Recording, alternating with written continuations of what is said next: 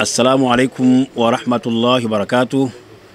الحمد لله رب العالمين والعاقبة للمتقين ولا عدوان إلا على الظالمين، وأشهد أن لا إله إلا الله ولي الصالحين، وأشهد أن سيدنا وحبيبنا محمد رسول الله نبيه العربي والعجمي وعلى آله وأصحابه أجمعين في هذه الأمم. أما بعدكم شكر الله na kumtakia ziada za rehma bwana mtume Muhammad sallallahu alaihi wasallam. Ndugu zangu katika imani, siku ya leo tunakusudia tuzungumzie maudhui au mada inayohusiana na ndoa. Kwa nini tuizungumzie ndoa? Migogoro mingi, kesi nyingi zinapelekea kuna katika swala zima la masala ya ndoa. Ina maana kuna baadhi ya watu au asilimia kubwa ya watu wengi sana hawaelewi taratibu, sharti na nguzo za ndoa.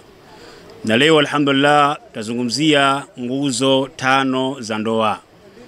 Kila Muislamu ambaye anakwenda kuoa basi hakikishe hizi nguzo 5 katika ndoa yake zimetimia, na kama hazikutimia ndoa yake inakuwa haikusihi. Inshallah tunaanza kuzungumzia nguzo hizi kuanzia 1, 2 mpaka 5.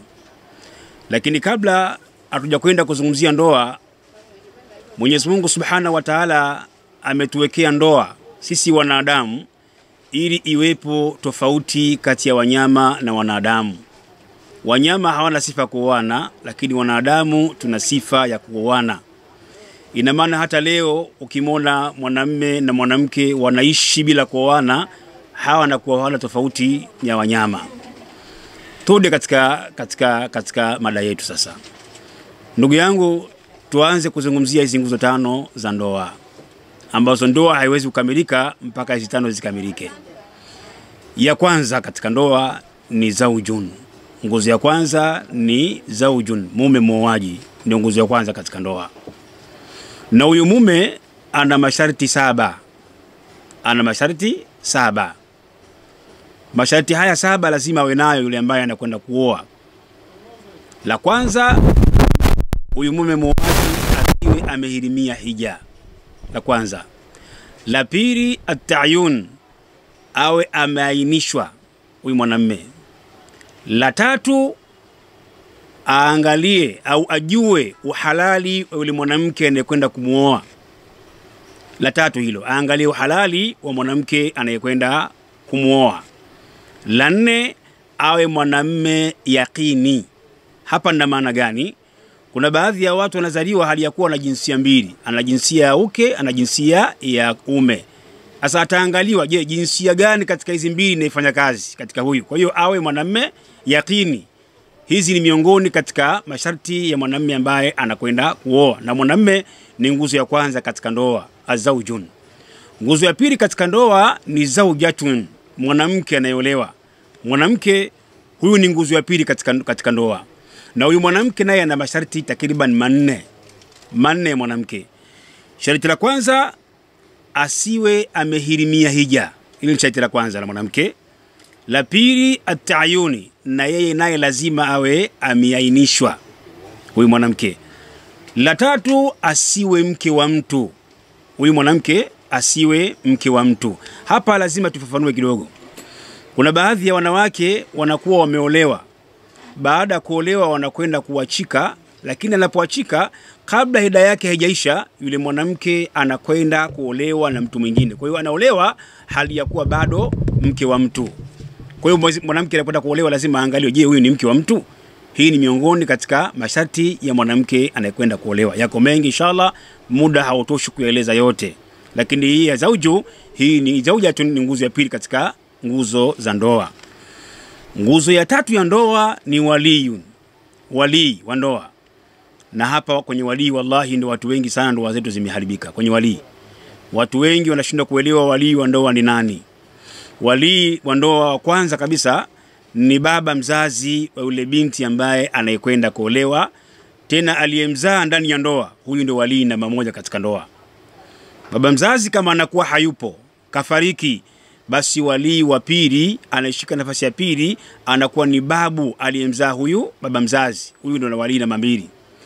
Babu naye kama anakuwa hayupo au kafariki, basi wali namba 3 atakamata kaka aliyezaliwa na ule binti anayeolewa, baba mmoja mama mmoja. Huyu ndo wali namba ngapi? Namba 3 katika ndoa. Na wali namba 4 ni mtoto wa kaka. Na hapa katika kaka hapa anaweza akawa kaka baba mmoja mama mmoja, au kaka wa baba mmoja. Huyu naye anaingia katika hatua hii.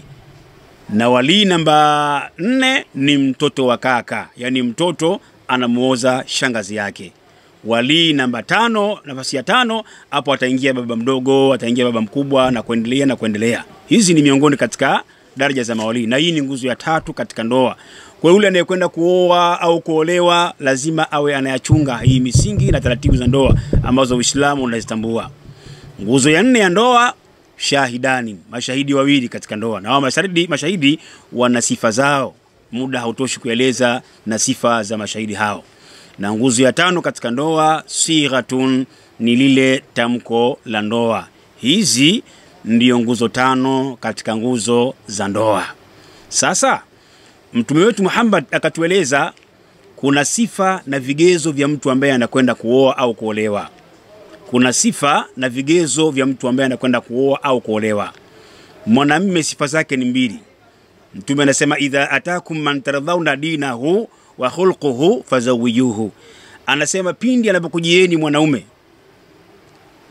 idha atakum man taradhauna dinahu, pindi anapokujieni mwanaume au kijana ambaye mmeridhika kwanza na dini yake, wa khulquhu au wa khulqahu, na tabia zake, fazawijuhu, basi mwanamume huyo muozesheni. Ina maana mwanamume sifa zake ni 2, dini na tabia. Na hapa kwa bahati mbaya watu wengi hatuangalii hizi sifa katika ndoa. Leo familia nyingi, wazazi wengi wanapoenda kuoza binti zao, wao mara nyingi wanaangalia kipato na wala hawaangalii sifa ambazo kazieleza Mtume Muhammad sallallahu alaihi wasallam. Na Allah anasema kwenye Qur'ani, falyahdharil ladhina yukharifuna an amrihi yusibuhum fitna am tusibuhum adhabun alim. Mungu anasema basi wajihadhari wale ambao wanaokwenda kinyume na amri zangu mimi Mtume, ya kwamba itawapata wao fitna au kuwapata wao adhabu iumizayo. Hii maana yake nini? Tunakwenda kuoa katika ndoa bila kuangalia taratibu na vigezo ambavyo ametueleza Mtume Muhammad sallallahu alaihi wasallam. Hatima yake mara nyingi ndoa zetu zinakuwa za mitihani, zinakuwa hazieleweki kwa sababu tumeacha utaratibu ambao kaelekeza Mtume Muhammad sallallahu alaihi wasallam. Kwa hiyo anasema ya kwanza, idha atakum man taradhauna dinahu, kwanza anapokujieni mwanamume ambaye mmeridhika na dini yake, wa khulqahu, na tabia zake, fazawijuhu, basi muozesheni. Kwa hiyo hizi ni sifa 2 za mwanamume ambaye anakwenda kuoa, kwamba awe na dini, awe na tabia. Hizi ni sifa 2 za mwanamume. Kwa bahati mbaya wanaume wengi tunakwenda kuoa katika kipindi cha miaka hii, miongoni mwa sifa hizi tunakuwa hatuna. Kwa sababu mwanamume mwenye dini, mwanamume mwenye hofu ya Mungu, anajua ninapoenda kuoa kuna baadhi ya mambo lazima nimtimizie mke wangu. Na hasa mimi hapa nitataja leo matatu haya mwanamume lazima amfanyie mkewe. Asipomfanyia haya matatu anapata dhambi mwanamume huyo. Jambo la kwanza, mwanamume atakiwa amvishe mkewe, yani mavazi ya mwanamke yale ayaghalamie mwanaume. Leo kwa bahati mbaya mama zetu, dada zetu, wengi wao leo wanavaa kwa juhudi zao. Leo ukiangalia kina mama wengine mpaka wanazeeka kabla ya umri wao. Wanazeeka leo kabla ya umri wao. Kwa sababu gani? Misukosuko katika ndoa imekuwa mingi. Mwanamke ndo muhangaikaji, hangaike kuhemia familia. Mwanamke ajijua anavaa nini, mwanamke ajua anavaa vipi, majukumu haya yote mwanamume, lakini leo anakwenda anabeba mwanamke. Angalia, mwanamume jambo la kwanza amvishe mkewe, mavazi ya mwanamke yale ayaghalamie mume wake. Leo wallahi lazim mtafute katika wanawake 10, waulize katika nye 10, hivi yupi ambaye mmewe anamghalamia mavazi? Wallahi kwenye 10 labda unaweza ukampata mmoja au usiwapate kabisa wanawake hao. Na ndio maana leo mama zetu leo wanaingia mpaka katika majanga mazito wa mikopo mibaya, wanaingia katika masakosi mbalimbali, wanaingia katika magrupu ya mikopo ambayo mpaka wengine pia katika hali mbaya, kwa sababu wengi wao wanahitaji yale mahitaji ya nyumbani ambayo mahitaji haya ilibidi mwanamume amfanyie, lakini mwanamke huyo anakuwa hayapati kwa mume wake. Kwa hiyo jambo la kwanza, mwanamume amghalamie mavazi mke wake. Jambo la pili, mwanamume ampatie mkewe sehemu ya kuishi, yani nyumba ya kuishi. Na hapa nyumba ya kuishi sina maana kwa mwanamume lazima awe amejenga, hapana. Hata kama atakuwa amepanga, basi lile pango la nyumba awe analipa huyu mwanamume pango la nyumba. Lakini bahati mbaya leo wako baadhi ya wanawake alhamdulillah wana miji yao, wana nyumba zao tu. Basi wale wanaume ambao wameoa wanakuwa miongoni mwao mboteka Sheikh. Hawahangaiki tena, midhali analala bure, anakula bure. Hii ni hali ambayo kidogo ina mtihani sana Sheikh. Kwa hiyo jambo la pili, mwanamume lazima agharamie malazi ya mwanamke, ni sehemu ya kuishi ya mwanamke. Haya mambo haya lazima ayafanye mwanamume. Tuje kwa wanawake sasa. Wanawake nao wana sifa 4. Yani mwanamume anapoenda kuoa basi aangalie mwanamke ambaye ana sifa 4. Sifa hizi 4 amezieleza Mtume Muhammad sallallahu alaihi wasallam. Hizi sifa 4. Mtume anasema tunkahul mar'at al-arba'u. Mwanamke huolewa kwa mambo 4. La kwanza lijamaliha, kwanza uzuri wake. Uzuri wake. Na hapa kwenye uzuri ndugu zangu Waislamu, hatuzungumzii uzuri wa sura, hatuzungumzii uzuri wa rangi, la. Mwanamke mzuri ana sifa na vigezo vyake vipo. Nitaeleza mambo 3 katika mwanamke mzuri. Nitaelezea 3 katika mwanamke mzuri. Jambo la kwanza, mwanamke mzuri atakiwa ahifadhi ulimi wake. Ahifadhi ulimi wake. Yani ina maana kwa mwanamke hata mazungumzo yake anapozungumza kwa watu, anapozungumza kwa mume wake, aonekane kwamba huyu ni mwanamke ambaye anakushoi. Ahifadhi ulimi wake. Leo bahati mbaya wako baadhi ya mama zetu, wako baadhi ya wake zetu leo hawana siri. Mwanamke mfano kaachiwa pesa na mume wake ndani, aidha shilingi 5,000, aidha shilingi 10,000, kaachiwa pesa ambayo haikidhi mahitaji mle ndani. Basi ile mwanamke wallahi ladhim, ile siri ya ndani ya mume wake ile, kaachiwa pesa na mume wake ndani, yeye anakwenda kuisema nje kwa rafiki zake. Anasemaje? Mwanamke amekaa katika maongezi na wanakenzie, alafu anasimulia. Anakuambia kabisa, mume wangu bwana mimi mtihani sana bwana. Wewe ameondoka leo ndani ameniacha shilingi 5,000 hii, mimi nitanua nini sijui. Kaachiwa ndani kwa siri, mke anakwenda kuitoa ile siri wapi? Nje, kwamba yeye kaachiwa shilingi 5,000. Mwanamke ambaye hana kaba, mwanamke ambaye haifadhi ulimi wake, huyu anakuwa sio katika miongoni mwa wanawake wazuri. Mwanamke mzuri lazima awe na stara ya ulimi wake, awe anahifadhi ulimi wake, awe anayaficha zile aibu za mume wake ndani. Leo wallahi lazim katika majumba yetu ya kupanga haya ni mtihani mkubwa sana. Wanawake wamekuwa hawana siri.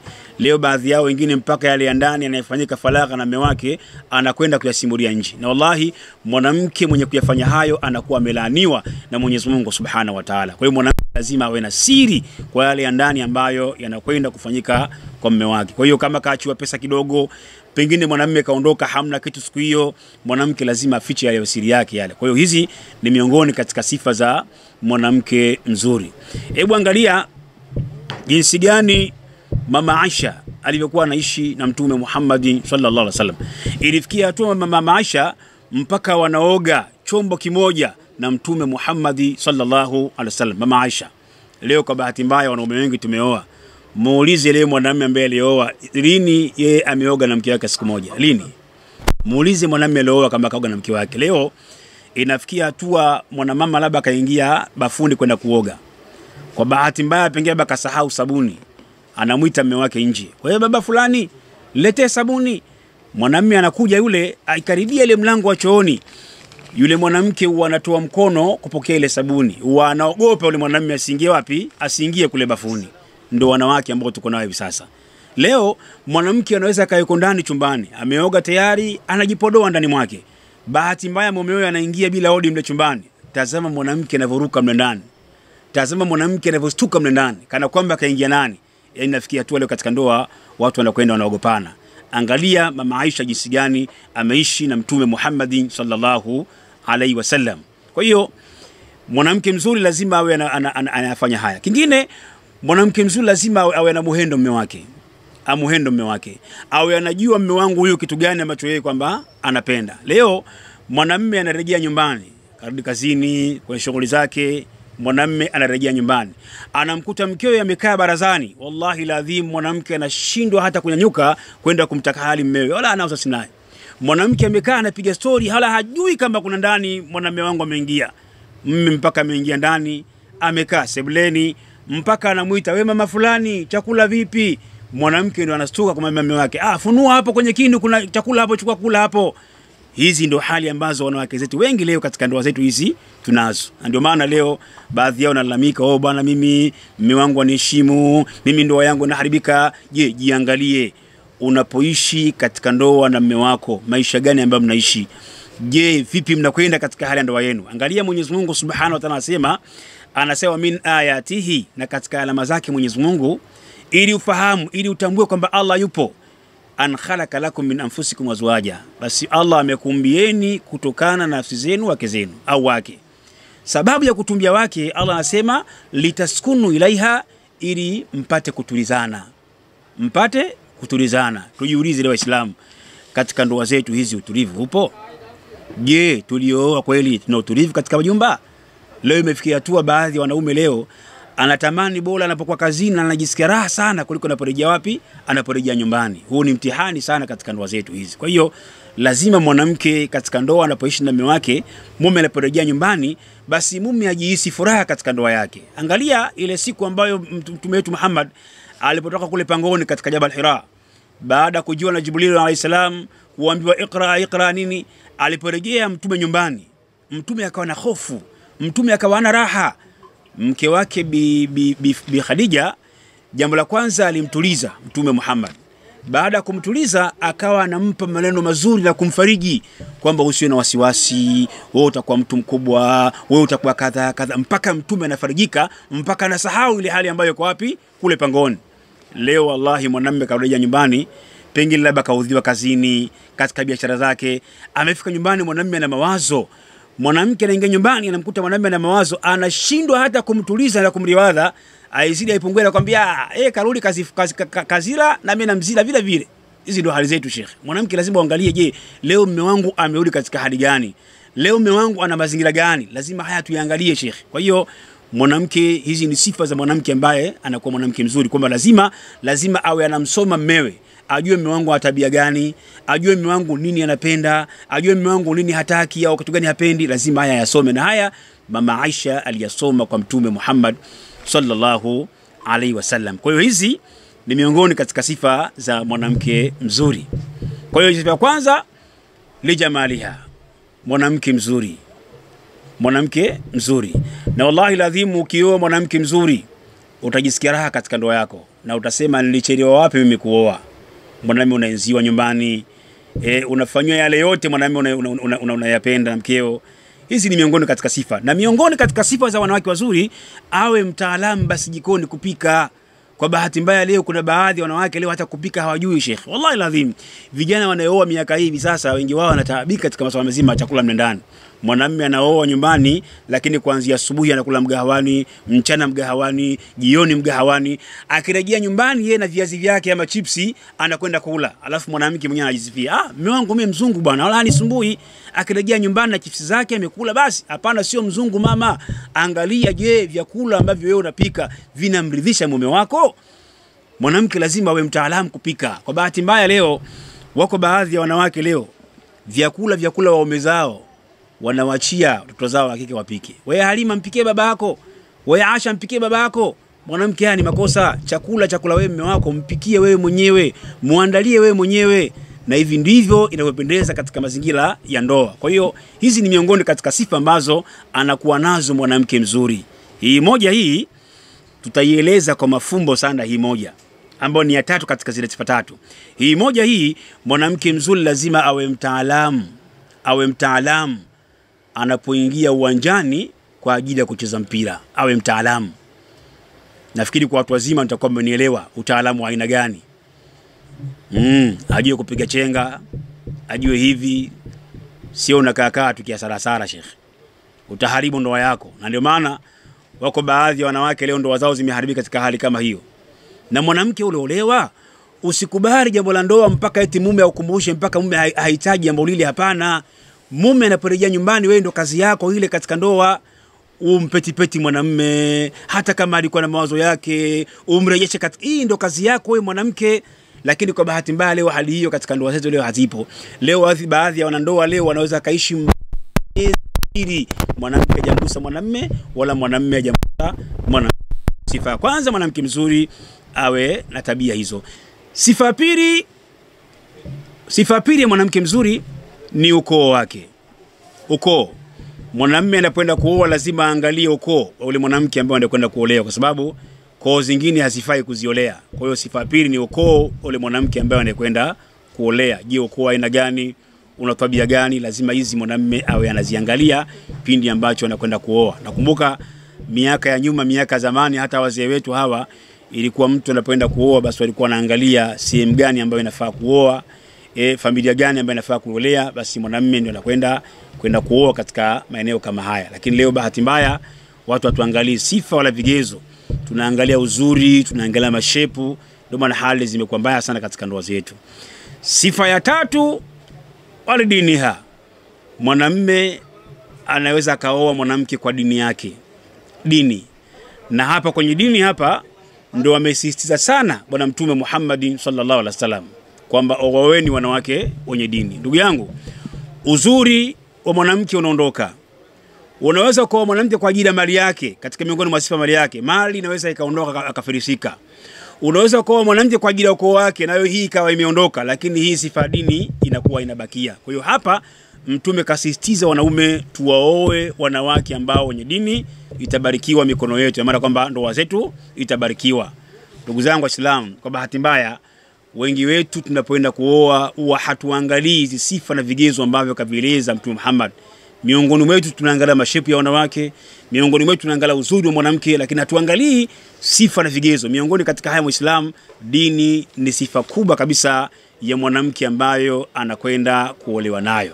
Ndugu zangu Waislamu, hizi nguzo tano za ndoa tumezieleza siku ya leo alhamdulillah, na tumeelezea mazingira haya, baadhi ya sifa 4 za mwanamke, tumeelezea sifa 2 za mwanamume, tukaelezea katika nguzo 5 kule kwamba mwanamume anayeoa awe na sifa gani, masharti gani, mwanamke anayeolewa awe na masharti gani.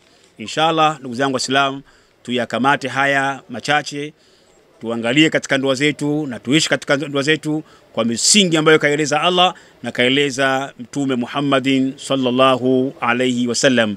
La mwisho kabisa inshallah, ningependa kuwafahamisha ndugu zangu, inshallah mada zetu hizi zitakuwa na muendelezo kama tulivyoeleza, lakini nieleze labda kwa wale ambao watakuwa na maoni au maswali, mnaweza mkanipigia au kutuma message kwa namba zifuatazo. Ya kwanza ni 0764 10 10 17. 0764 10 10 17. Ya pili hii ni Tigo, ni 0658 105 108. 0658 105 108. Na kwa majina naitwa Sheikh Ali Othman, napatikana maeneo ya Chanika, Dar es Salaam. Wassalamu alaikum wa rahmatullahi wa barakatuh. Mwanzo kutambulisha. Anza salamu. Ukishatoa salamu kama hamkadima kutambulisha, mwanzo kutambulisha. Nimesahau Sheikh. Wewe nianzie hapo mwanzo kwenye mkadima Twende. Nianze mkadima Anza salamu. Mimi naitwa Assalamu alaikum wa rahmatullahi wa barakatuh. Alhamdulillahi rabbil alamin wal aqibatu lil muttaqin wala udwana illa ala dhalimin. وأشهد أن لا إله إلا الله ولي الصالحين وأشهد أن سيدنا وحبيبنا محمد رسول الله نبيه العربي والعجمي وعلى آله وأصحابه أجمعين في هذه الأمم. أما بعدكم شكر الله نكم تكيا زيادة زرحمة بنمتوم محمد صلى الله عليه وسلم. ndugu zangu Waislamu, leo hii tena mtumishi wenu Sheikh Ali Othman bado ninaendelea tena na mada hizi za kuhusiana na masuala mazima ya ndoa. Tunaelezana haya ili watu waweze kufahamu misingi na taratibu za ndoa kama alivyoeleza Mtume Muhammadin sallallahu alaihi